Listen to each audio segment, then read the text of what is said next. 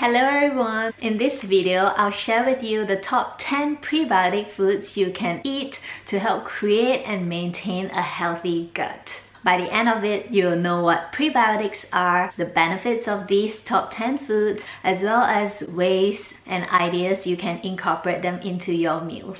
So what are prebiotics? Basically, prebiotics are just food for the good bacteria in our gut, which is probiotics. And that, as we talked about last week, brings so many health benefits. So if you're a visual learner like me, just imagine an aquarium with fishes. The fishes are your good bacteria. If you feed them fish food that's meant for them, then they will eat, they will grow, thrive, and procreate. And the whole ecosystem would be healthy. On the other hand, if you put all kinds of things that are not meant for the fishes, then over time things get moldy, go bad, and eventually the aquarium's pump gets clogged. Just like our bodies, if we feed our bodies minerals, vitamins, and nutrients, the body will absorb, and whatever that's not needed will be eliminated easily. But if we put all kinds of junk inside and we never detox, we just keep feeding our bodies junk, over time our pump gets clogged. And that's when we get bloating, constipation, and when it gets so clogged up, one day it bursts, and then you get diarrhea. You get the idea. So how can we ensure that our good and bad bacteria ratio is maintained at a healthy level? We have two options. First is to eliminate foods that feed bad bacteria, like sugar, processed foods, animal fats, and animal protein, as well as antibiotics, acid blockers, and anti-inflammatories, as they change gut flora for the worse. Or a more fun way, which is how I like to look at health, is to eat more foods that feed your good bacteria so that they can thrive and grow and keep you healthy. Let's dive into the top 10 foods that help our good bacteria grow. First, onions. Both raw and cooked onions contain immune-enhancing antioxidants. They contain a good bacteria called inulin that helps fight indigestion. You can add them into curries, pasta sauce, or stir-fry them with mushrooms and coconut amino. That's what I always do, as well as caramelize them in the oven. Yum! Raw garlic is another easy prebiotic ingredient that offers loads of benefits, including anti-cancer, antiviral, antifungal, and it's a good antioxidant. You can use them in salad sauce, of course soups always, avocado mash, and hummus. And my really favorite way to use raw garlic is on a sourdough spelt toast.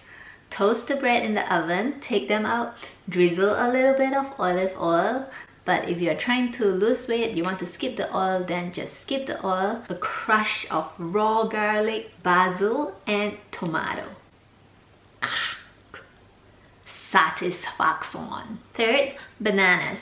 Bananas that aren't fully ripe contain the most resistant starch and prebiotics. Fourth, apples. They contain pectin, which feeds good bacteria. With bananas and apples, it's just easy. You can eat them as they are, or sometimes I like to add bananas into my oats. And with apples, recently I love eating them with dates. If you have a blender, you can pulse them together a few times and it becomes this a little bit sweet, a little bit sour, a little bit salty. It's really yummy.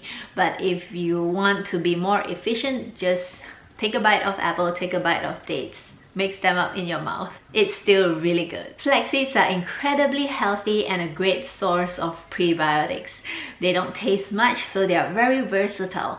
I like to put them on my salad, on my oats, and in my smoothies. Flax seeds also have anti-cancer and antioxidant properties, and they help regulate blood sugar levels. Dandelion greens are a great source of prebiotics that's high in antioxidant, vitamins, and minerals. You can chop them up finely and sprinkle them on your salad. If the thought of eating raw asparagus freaks you out like it freaked me out, let me assure you now that it's yummy. And they actually add a nutty flavor and really nice crunch to your salad.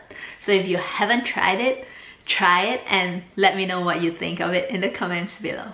Moving on to burdock root. It's very famous in Asian cuisine, but I haven't actually seen it here in Switzerland. So if you know where to get them, I'll be happy to hear from you. Burdock root has properties that inhibits harmful bacterial growth in our intestines. Next is Jerusalem artichokes. I've never heard of them and I've never seen them until this recent winter in Switzerland.